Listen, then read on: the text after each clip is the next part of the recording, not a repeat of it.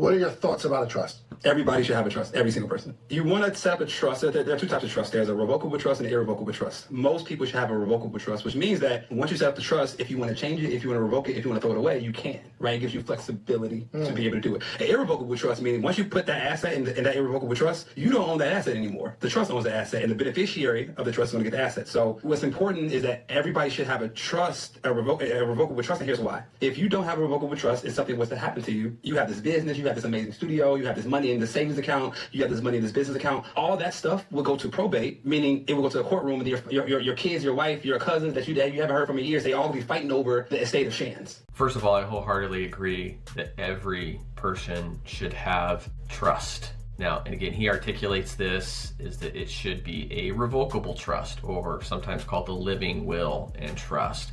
The concept is super important so that you transfer your assets, these hard-earned assets, to your heirs in the right way. The irrevocable trust is even more important as your wealth grows. Great for asset protection and for estate planning. Once your assets grow over that estate threshold, you got to start incorporating these trusts to get the money out of your estate so it's not subject to that wealth when you pass away. They're fantastic when you want to protect your money. Those become super important in your latter years and as your assets grow.